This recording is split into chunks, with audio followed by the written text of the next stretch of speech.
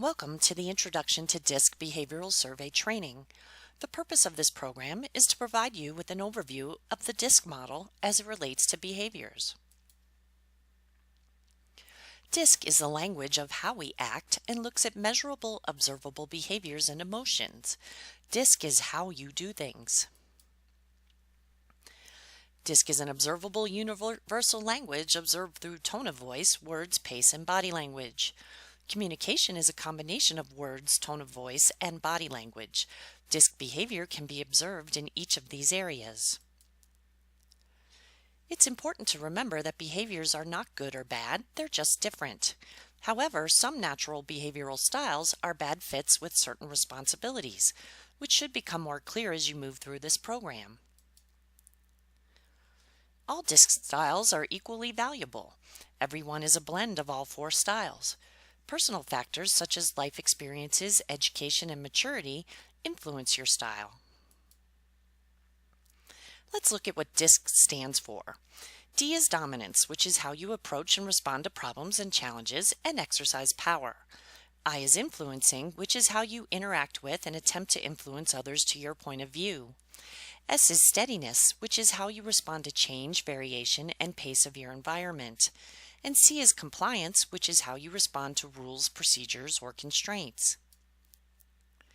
Your natural style is how you see your natural self and tends to be fixed.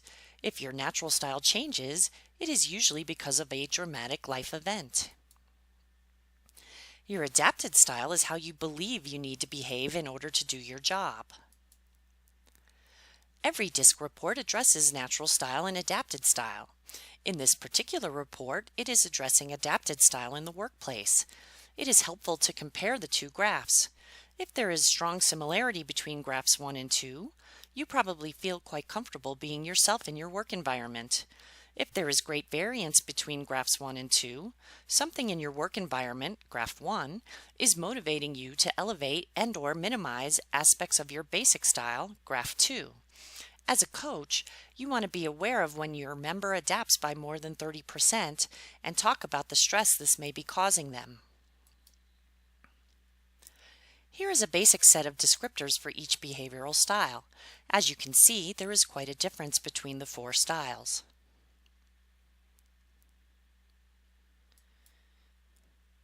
This chart begins to look at the difference between high behaviors and low behaviors. If a behavior is high, it is above the number 50. If a behavior is low, it is below 50. This chart reflects the needs of each behavior. Try to visualize people you know who display these needs.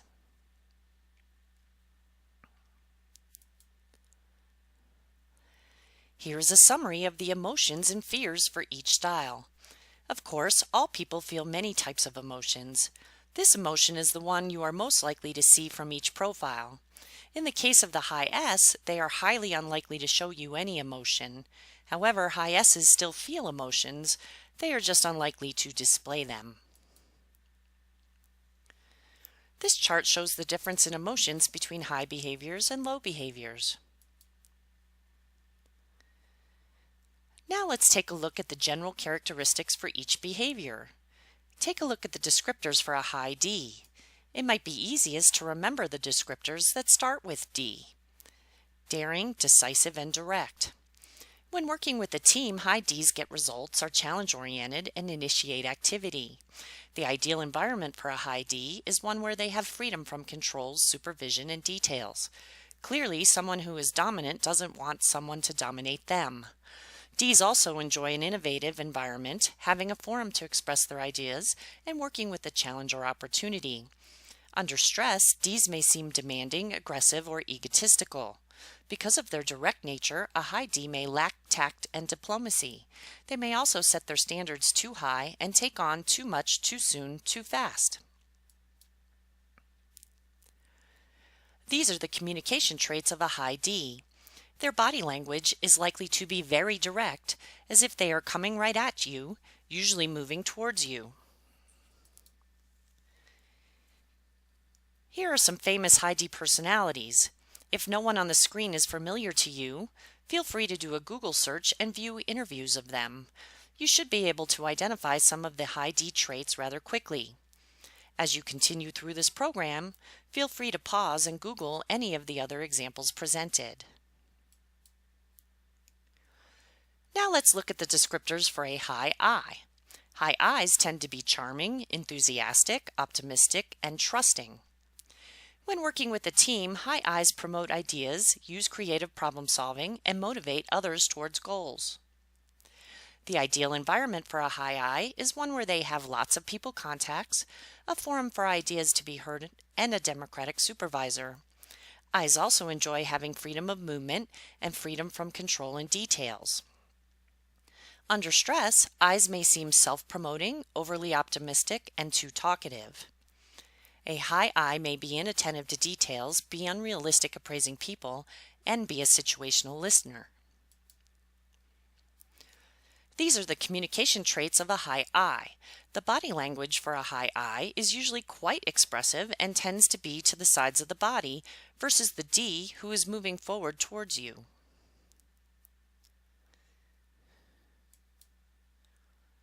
Here are some famous high I personalities.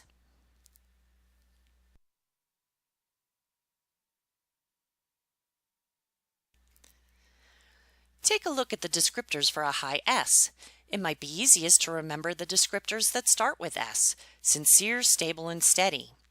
When working with a team, high S's get results, are dependable, and will implement a plan.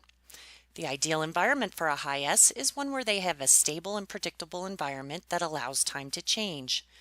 Clearly, someone who is steady wants long-term work relationships with little conflict between people. S's also enjoy freedom from restrictive rules. Because the emotion of a high S is no emotion, under stress, S's may seem non-demonstrative or unconcerned. When change is involved, they may seem hesitant or inflexible. A high S will yield their position to avoid controversy and will have a dislike for unwarranted change. These are the communication traits of a high S. The body language for a high S is smaller and more relaxed than a high I and will be less emotional in nature. Here are some high S personalities.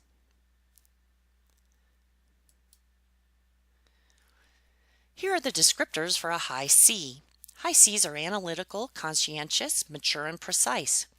When working with a team, high C's maintain high standards, are comprehensive problem solvers, and tend to be the anchor of reality for the rest of the team.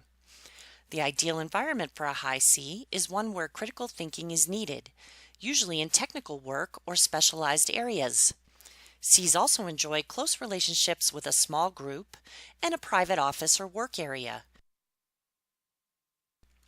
Under stress, C's may seem picky, fussy, or overly critical. Because of their need to analyze, a high C may get bogged down in details or experience paralysis by analysis. They can also be defensive when criticized. These are the communication traits of a high C. The body language for a high C will be very controlled and will generally lack hand gestures. However, there will still be direct eye contact. Here are some famous high C personalities. It's important to recognize and appreciate the unique differences between profiles. If you understand what makes the other profile strong in comparison to your own, you can use advice and feedback from people with different profiles to improve upon your weaknesses. These are tips for communicating with the 4 different behaviors. It addresses what you should expect from each behavior, followed with how you should react.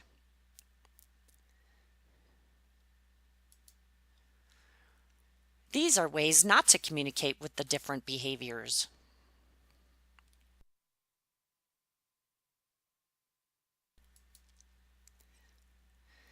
As a TAB facilitator coach, it is your duty to adapt your behavioral style to that of your members. This will mostly be done in your private coaching sessions. Adapting behavior takes time and a great amount of energy. Be patient with yourself, but do not give up. Once you truly understand and absorb DISC, You will find that adapting comes more naturally. The next few slides will give you tips as to how you should adapt to each behavior.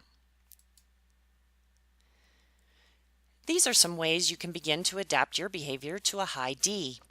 Keep in mind that high Ds are incredibly direct and want the headline of what you are trying to communicate to them. They will often get frustrated if given too many details they did not ask for. These are some ways you can begin to adapt your behavior to a high I. High I's need to break the ice before jumping into a business conversation, so be sure to open with some personal discussion before getting down to business.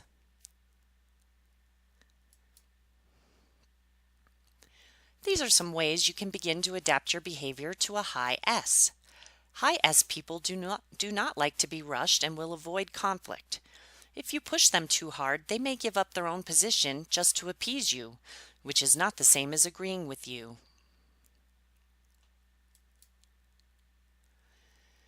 These are some ways you can begin to adapt your behavior to a high C.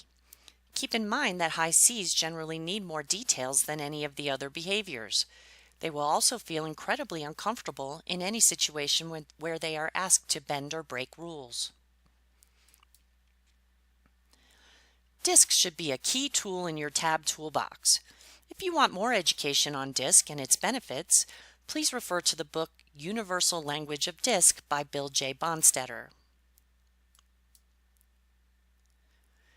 During initial training at TABS World Headquarters, we will review how to do a DISC debrief with your member. This will include a full demonstration of the process as well as a thorough review of the protocol. In the meantime, if you have any questions, please email training@thealternativeboard.com. Thank you for viewing this program.